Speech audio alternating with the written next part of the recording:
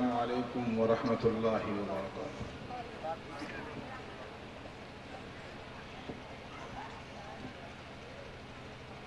الحمد للہ رب العالمین،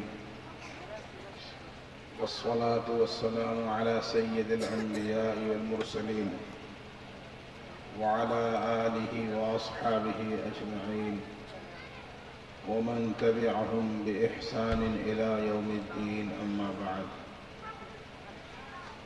أعوذ بالله من الشيطان الرجيم، بسم الله الرحمن الرحيم۔ إنا أعطيناك الكوثر فصل لربك وانحر إن شانئك هو الأبتر۔ وعن جرير بن عبد الله البجلي رضي الله تعالى عنه أنه قال وعن جرير بن عبد الله رضي الله تعالى عنه أنه قال بايعت رسول الله صلى الله تعالى عليه وسلم على النصح لكل مسلم، صدق الله العظيم وصدق رسوله النبي الكريم۔ انتہائی قابل احترام بزرگان دین، علماء اعظام، سامنے بیٹھے ہوئے بزرگوں اور بھائیوں، اور پردے میں بیٹھی ہوئی ہماری مائیں اور بہنیں، ہم سب کے لیے اور اس ادارے کے لیے اور ادارے کے اساتذہ اور ادارے کے معاونین کے لیے یہ بہت ہی مقام شکر ہے اور مقام تشکر و امتنان ہے کہ اللہ رب العزت نے اس ادارے سے آج 28 طلباء کو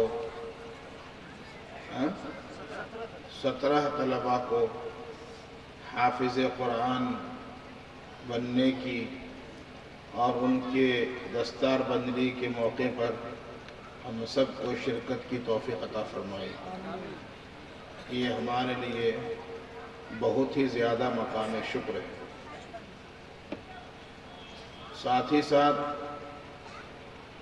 میرے لیے بھی یہ مقام شکر ہے کہ آپ نے اس اجلاس میں ہمیں حاضر ہونے کا موقع عنایت فرمایا، اور ہمارے دوست جناب حضرت مولانا مفتی خالد صاحب جو ایک باذوق اور علمی اور عملی شخصیت ہیں، ان کے ذریعے سے یہاں حاضری کی سعادت ہوئی۔ مقام شکر اس لیے ہے کہ اللہ رب العزت نے اپنے کلام کو ان بچوں کے سینوں میں محفوظ فرمایا۔ وہ کلام جو اللہ کی ذات سے نکلا ہوا کلام ہے،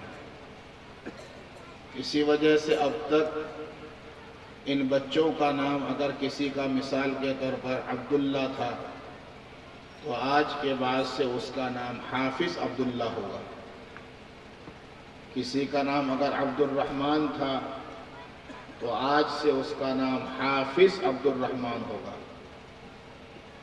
بلکہ ہمارے بعد بزرگوں نے لکھا ہے کہ جب یہ لقب ان کو اللہ نے دیا ہے، کسی نے یہ لقب نہیں دیا، تو اللہ کے دیے ہوئے لقب کو برکتاً اپنے نام کے ساتھ وہ لگائے کہ اللہ تعالیٰ نے مجھے حافظ بنایا، حافظ محمد زید۔ یہ جو لقب ملا اور یہ اعزاز ملا، اس کے لیے اس بچے کو، ان کے ماں باپ کو، ان کے اساتذہ کو، سب کو اللہ تبارک و تعالیٰ کا شکر ادا کرنا چاہیے۔ اس کے بعد ذہن میں رکھیے کہ شکر کی دو قسمیں ہیں۔ ایک شکر ہوتا ہے زبان سے اور ایک شکر ہوتا ہے عمل سے۔ عمل سے، زبان سے شکر کا مطلب یہ ہوا کہ آپ اللہ تعالیٰ سے یہ کہہ دیجئے الحمدللہ، اللہم لک الحمد، یہ آپ کی زبانی شکر ہوا۔ اور عملی شکر یہ ہے کہ جو نعمت اللہ نے آپ کو دی ہے اس نعمت کا صحیح استعمال کیا جائے، یہ اس کا عملی شکر ہوگا۔ میں اس کو مثال دے کر سمجھاتا ہوں۔ آپ کی بستی سے مدرسے کے سیکرٹری صاحب یا مسجد کے صدر صاحب حج کرنے گئے، جب حج سے واپس آنے لگے تو انہوں نے اپنے گھر کے تمام لوگوں کے لیے رومال خریدا، ہدیہ خریدا۔ ساتھ میں یہ خیال آیا کہ میں جب یہاں سے جاؤں گا تو مدرسے کے یا مسجد کے امام صاحب سے بھی ملاقات کروں گا، تو انہوں نے اپنے بچوں کے ساتھ ساتھ گھر کے لوگوں کے ساتھ ساتھ مسجد کے امام صاحب کے لیے بھی ایک عربی رومال خرید لیا کہ تاکہ حضرت خوش ہو جائے۔ واپس تشریف لائے اور سب لوگوں کو ہدیہ پیش کیا اور عزت و احترام کے ساتھ وہ رومال امام صاحب کی خدمت میں بھی پیش کیا۔ تو امام صاحب خوش ہو کر کیا کہیں گے؟ ماشاء اللہ، جزاک اللہ، سبحان اللہ، اللہ آپ کا حج قبول کرے، اللہ آپ کا حج قبول کر کے بار بار آپ کو حج میں بلائے۔ کہیں گے کہ نہیں کہیں گے؟ تو یہ شکر ہو گیا۔ یہ شکر کون سا ہوا؟ زبان سے، زبان سے شکر ہو گیا۔ اب عملی شکر کیا ہے؟ عملی شکر یہ ہے کہ وہ صدر صاحب کے دل میں یہ تمنا ہوگی کہ کاش جو رومال میں نے امام صاحب کے لیے لایا ہے میں کسی دن دیکھوں کہ وہ اپنے سر پر ڈال کر جمعہ پڑھانے آئے۔ اگر جمعہ پڑھانے کے لیے آتے ہیں تو ان کا دل خوش ہوگا کہ واہ، میں جو رومال مکے سے لایا تھا امام صاحب اس کو اوڑھ کر آج نماز پڑھا رہے ہیں۔ تو یہ عملی شکر ہوا، خوش ہوگا آدمی کہ میری چیز کی قدر کی۔ ٹھیک ہے نا؟ اب جناب صدر صاحب انتظار میں ہے جمعے کے دن کا کہ اس جمعے میں ہمارے امام صاحب میرے رومال کو لے کر جمعہ پڑھائیں گے، خطبہ دیں گے۔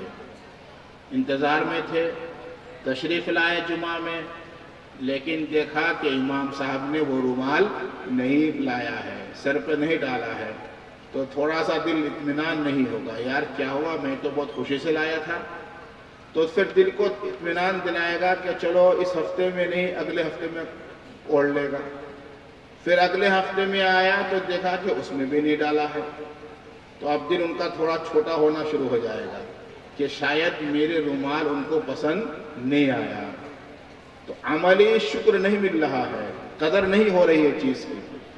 اب اسی درمیان میں کسی کام سے وہ صدر صاحب، ذرا سوچئے گا بات کو، امام صاحب کے گھر پہ گیا، کسی کام سے گیا، وہاں جا کر کیا دیکھتا ہے کہ وہ رومال جو انہوں نے مکے سے بڑے عزت و احترام کے ساتھ لایا تھا، اس رومال کو امام صاحب نے گھر میں اس جگہ بچھا رکھا ہے جہاں وہ گھر کے لوگ چپل اور جوتا رکھتے ہیں، تاکہ لوگ اس پر جوتا چپل پوچھ کے پھر گھر میں آئے۔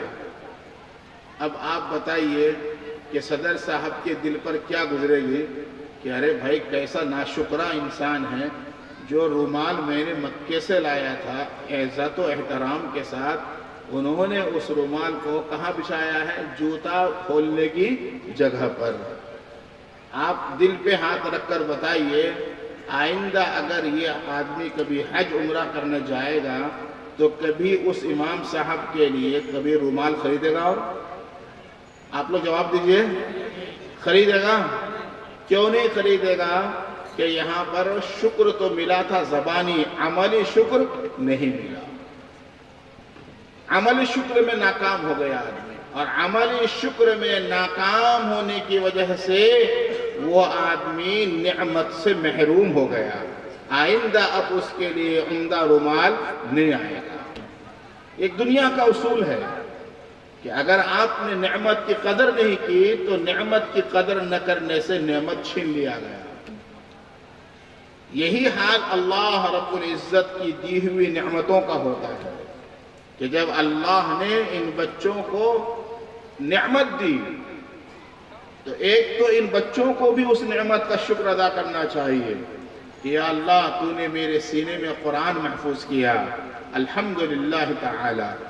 اور ایک اس کا عملی شکر ہے، عملی شکر یہ ہے کہ اب ان بچوں کو جب قرآن کا حافظ بنا دیا تو اب ان کی ذمہ داری اور عملی شکر یہ ہے کہ اس قرآن کو عملی زندگی میں ڈھالتے رہے کہ قرآن میں اللہ کا کیا حکم ہے، اس حکم کو عملی زندگی میں ڈھالتے رہے۔